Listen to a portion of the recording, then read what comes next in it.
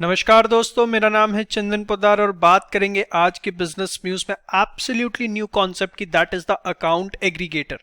2 सितंबर 2021 को भारत के इतिहास में एक नया पन्ना जुड़ गया और उस नए पन्ने का नाम था अकाउंट एग्रीगेटर प्लेटफॉर्म। जैसे हमारे देश के अंदर यूपीआई आया जिसने स्मॉल स्केल पे कैशलेस ट्रांजैक्शंस को बहुत ज़्यादा प्रमोट किया, आज के टाइम पर हम देख रहे हैं कि यूपीआई के एक्सेप्टेंस किस तरीके से बढ़ता जा रहा है। ऐसे ही गवर्नमेंट का मानना है कि अकाउंट एग्रीगेटर्स का जो कॉन्सेप्ट है वो एक स्मॉल बिजनेसमैन के बीच में एमएसएमई सेक्टर के केस में जो लोन की इजी अवेलेबिलिटी होनी चाहिए, जिस तरीके से उनको फाइनेंशियल सपोर्ट गवर्नमेंट से मिलना चाहिए, उस चीज को एनहांस करने में बहुत ज्यादा हेल्प करेगा। अब सबसे पहले समझते हैं कि एग्जैक्टली कॉन्सेप्ट है क्या अकाउंट एग्रीगेटर्स का। देखिए, एग्रीगेटर्स का मतलब क्या होता है, जो चीजों को इकट्ठा करते हैं। तो अकाउंट एग्रीगेटर क्या है, बेसिकली इसमें एक चीज होंगे फाइनेंशियल इंफॉर्मेशन प्रोवाइडर्स, जिनको बोला जाएगा एफआईपीस। एफआईपीस क्या होंगे कि सपोज आपका जहां पर भी बैंक अकाउंट मेंटेन है उसकी जितनी भी डिटेल्स हैं, आपका जो भी जीएसटी से रिलेटेड डिटेल्स जीएसटी पर है, इनकम टैक्स अथॉरिटी से रिलेटेड जितनी भी डिटेल्स इनकम टैक्स डिपार्टमेंट के पास है, तो ये सारी की सारी डिटेल्स जो आपकी आज के टाइम पे डिफरेंट डिफरेंट बैंक्स अथॉरिटीज के पास पड़ी हुई हैं, उन सबको मर्ज करके एक कॉमन प्लेटफॉर्म पे लाया जाएगा। That will be called as account aggregator. देखिए, फाइनेंशियल इंफॉर्मेशन प्रोवाइडर यहाँ पे कौन हुए, आपके बैंक जिसके पास आपकी बैंकिंग इंफॉर्मेशन है, जीएसटी पोर्टल जिसके पास आपकी सारी बिजनेस की डिटेल्स, आप कितनी सेल्स कर रहे हैं, कितना इनपुट टैक्स क्रेडिट ले रहे हैं, इनकम टैक्स डिपार्टमेंट जिसके पास इनकम की डिटेल है। और ऐसा नहीं है कि फाइनेंशियल इंफॉर्मेशन प्रोवाइडर्स जो है वो बैंक, जीएसटी या इनकम टैक्स अथॉरिटीज तक रहेंगे। इसको इस तरीके से डेवलप किया कि आने वाले टाइम में डिफरेंट डिफरेंट सेगमेंट्स को इसके अंदर जो है ऐड ऑन किया जा सकता है। जैसे इंश्योरेंस कंपनीज को इसमें ऐड ऑन किया जा सकता है, जिसके अंदर बेसिकली आपने किस कंपनी से कितने का इंश्योरेंस ले रखा है, हेल्थ इंश्योरेंस कहां से ले रखा है, लाइफ इंश्योरेंस कहां से ले रखा है, वो सारी डिटेल्स आपके पास कौन से ब्रोकरेज हाउसेज में आपने डीमेट अकाउंट खुलवा रखा है, वहां कितने शेयर्स हैं, वो सारी की सारी डिटेल। टेलीकम्युनिकेशन कंपनीज की डिटेल इसमें आ सकती है आने वाले वक्त में, कि आपके पास इस आधार पे कितने फोन नंबर्स चल रहे हैं, उसमें से कितने एक्टिवेट हैं, आप कितने बिल्स पे कर रहे हैं, कितने डिफॉल्ट कर रहे हैं। ट्रांसपोर्ट अथॉरिटीज की डिटेल की आपके पास कितनी गाड़ियां हैं, कितनी प्रॉपर्टीज हैं। तो इसका आर्किटेक्चर इस तरीके से डिजाइन किया गया कि आने वाले समय में जो है डिफरेंट डिफरेंट जो इंफॉर्मेशन किसी भी व्यक्ति से रिलेटेड होती है वो सारी की सारी जो है एक जगह पर मर्ज कर दी जाएगी, और वो जितनी अथॉरिटीज जो इंफॉर्मेशन शेयर कर रही होंगी उनको बोला जाएगा फाइनेंशियल इंफॉर्मेशन प्रोवाइडर, क्योंकि वो आपकी फाइनेंशियल इंफॉर्मेशन प्रोवाइड कर रही है। फिलहाल जो है इसके अंदर बैंक्स को रखा गया और जीएसटी पोर्टल ने जो है अपना अप्रूवल दे दिया है कि वो भी अपना डेटा जो है शेयर करने के लिए तैयार है। लेकिन आने वाले टाइम में माना जा रहा है hospital, insurance company, investment brokerage houses, telecommunication company, transport, state property registration authorities, मतलब जहां तक आपकी सोच जा सकती है, जो जिस चीज के पास आपके पास डेटा अवेलेबल है वो सब जो है इस प्लेटफॉर्म पे अपना डेटा शेयर करेंगे। अब डेटा शेयर करने के बाद क्या होगा जरा समझिए। सपोज मुझको लोन की जरूरत है, मैं एसबीआई के पास गया कि मुझको जो है 15 लाख रुपए का लोन चाहिए। अभी तक क्या होता था कि एसबीआई को जितने में पेपर्स देता था उतने बेसिस पर जो है उसको वो क्रॉस चेक करते थे, अपने बेसिस पर जितना दिमाग लगा सकते हैं लगा लिया, लोन सैंक्शन करना है तो कर दिया। अब ये सब टंटा खत्म। इसके अंदर क्या होगा कि आप क्या करेंगे, सिर्फ अपना आधार देंगे, आधार के बेसिस पे जो अकाउंट एग्रीगेटर्स का प्लेटफॉर्म है वहां पर उसे डाला जाएगा और आपकी सारी डिटेल से टू जेड आपका पूरा का पूरा कच्चा चिट्ठा जो है उस फाइनेंशियल इंफॉर्मेशन यूजर, यहाँ पे फाइनेंशियल इंफॉर्मेशन यूजर कौन हुआ, स्टेट बैंक ऑफ इंडिया जिसके पास हम अप्लाई करने गए हैं लोन के लिए, उसमें सारा हमारा कच्चा चिट्ठा आ गया कि हमारा आज तक का पास्ट ट्रैक रिकॉर्ड जो है वो किस तरीके का रहा है। तो अब यहां पर अगर देखा जाए तो एक बड़ा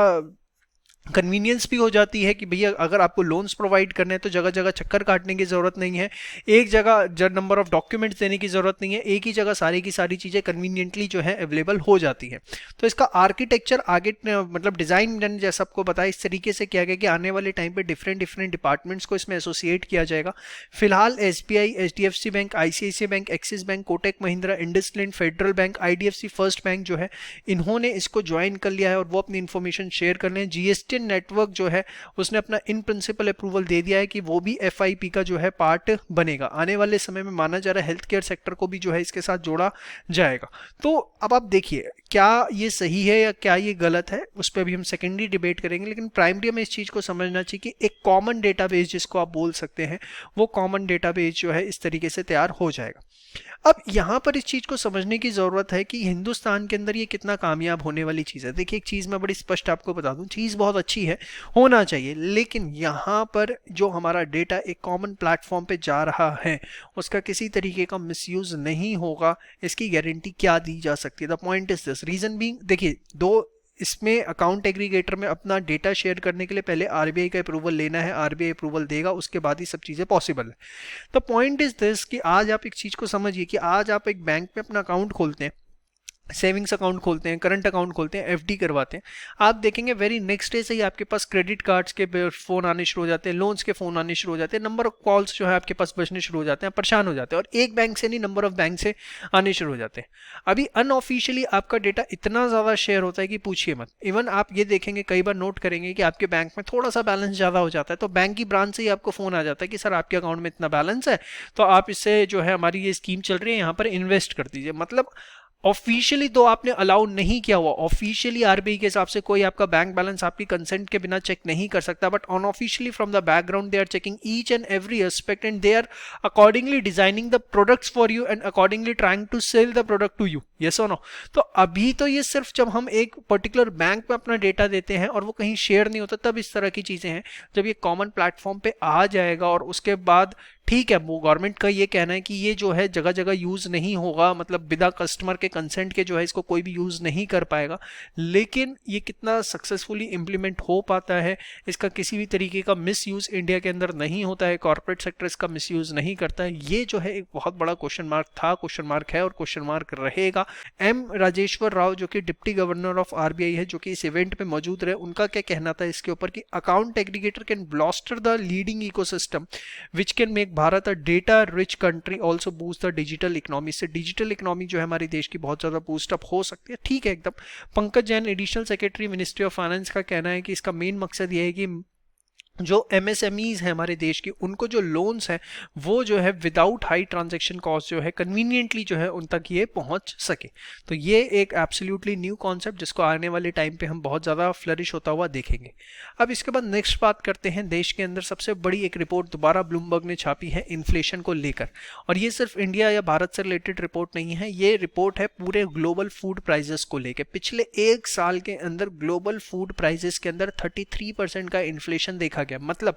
अगर आज से आप एक साल पहले कोई चीज खाने पीने के अपने घर में 100 रुपए की लाते तो आज उसका प्राइस बढ़ करके 133 रुपए हो गया है। ब्लूमबर्ग की इस रिपोर्ट का ये कहना है कि पिछले अगर 10 सालों में हम देखें तो एक डिकेड के अंदर सबसे ज्यादा जो है फूड प्राइसेस हाई हो रखे हैं, और इसका सबसे बड़ा मेन कारण जो है शॉर्टेज ऑफ वर्कर्स हो गया है कोविड की वजह से, और जो शिपिंग कॉस्ट बहुत ज्यादा बढ़ गई है वो सबसे बड़ा कारण है। एक्चुअली काफी ऐसे देश हैं, पुअर कंट्रीज है, जहां पर जो फूड ग्रेन्स के मामले में सेल्फ सफिशिएंट नहीं है और उनको दूसरी कंट्रीज पे डिपेंडेंट होना पड़ता है, जिसमें अगर आप बात करें रिसेंटली आपने श्रीलंका का भी सुना होगा, तो जो ये कंट्रीज हैं उनके लिए सबसे ज़्यादा प्रॉब्लम हो गई है, क्योंकि वहाँ पर ऑलरेडी फॉरेन एक्सचेंज रिजर्व्स उनके पास बहुत कम होते हैं, और वहाँ पर इस तरीके का जब इन्फ्लेशन बूस्टअप करता है तो उनको बहुत ज़्यादा जो है दिक्कत आनी शुरू हो जाती है, और अगेन जो डेवलप्ड कंट्रीज हैं, अंडर डेवलप्ड कंट्रीज हैं, उनके बीच की जो खाई है वो और गहरी हो जाती है।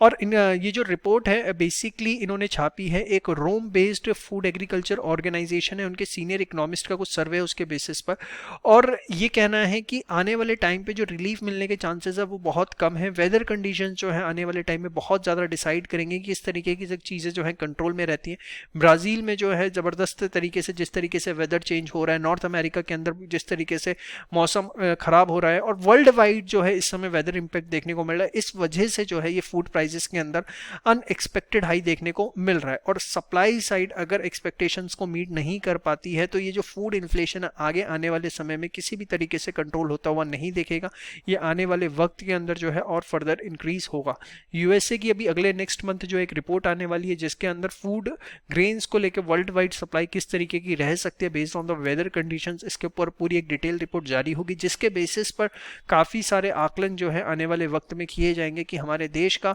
जो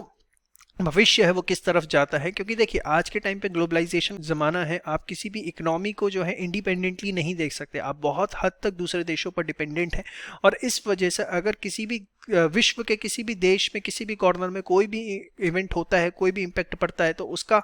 जो प्रभाव है वो आपके देश पर आना बहुत ज़्यादा लाजमी है। तो ये थी आज की टॉप बिजनेस न्यूज़। कैसी लगी कमेंट सेक्शन में ज़रूर बताइएगा। ये पीपीटी आप हमारे टेलीग्राम चैनल से ले सकते हैं। Do subscribe this channel for all the latest news and updates. जय श्री श्याम।